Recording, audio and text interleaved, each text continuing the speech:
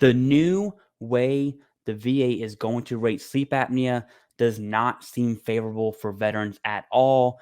It seems to be very resource intensive.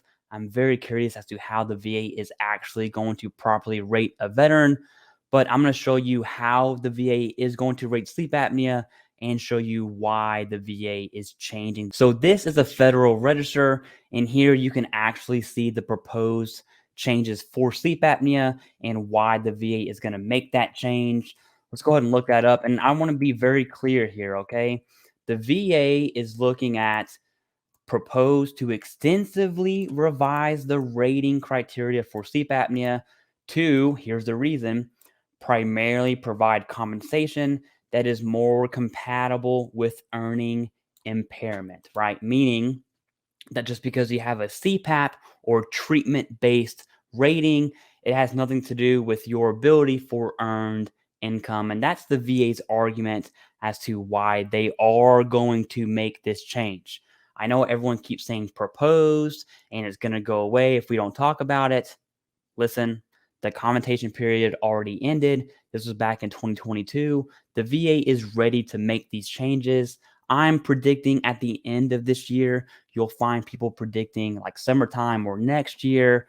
Really, no one knows. But now let's look at how sleep apnea is actually rated. It's going to be code 6847 for sleep apnea, and here it is.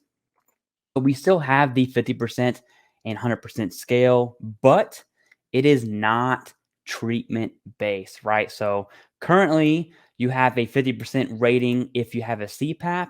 That is going away. So just having a CPAP, you can see with or without treatment, is going to be 0%.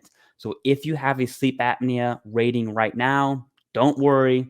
You're protected under CFR code 3.951 alpha. Your rating is safe.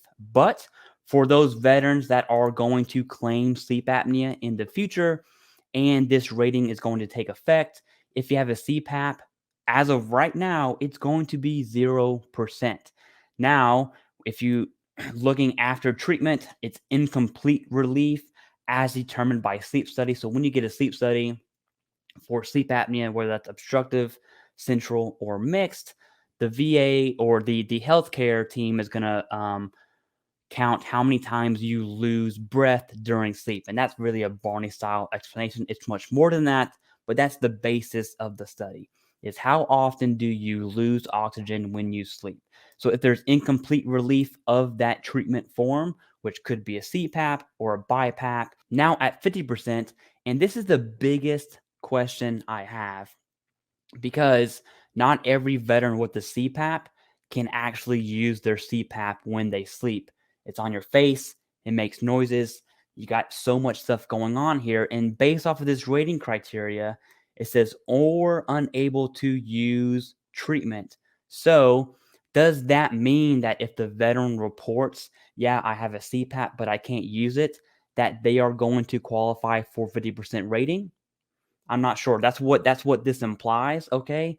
I'm curious is if the VA is going to require the veteran to do a sleep study with the CPAP, right? To one, determine that you can go to sleep with your CPAP.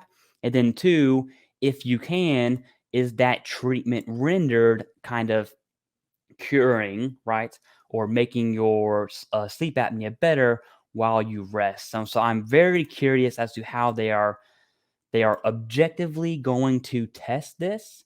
That's going to be huge in the air. And then, of course, the 100%, you can see that these are copy pasted, but looking at 100%, it's going to be the symptoms caused by your sleep apnea after that treatment is based, right? And so you'll see those in very, very severe cases of sleep apnea. This is probably going to be very rare as it is right now. The biggest question is going to be this or statement or unable to use treatment due to these conditions, right? And without end organ damage. So I'm very, very curious as to what that looks like. There's lots of talk and questions about sleep apnea. The commentation period already ended. We're not able to see the comments made for sleep apnea, but I'm curious as to if the VA will update any of these changes prior to becoming final. And again, I'm predicting that at the end of this year, 2024.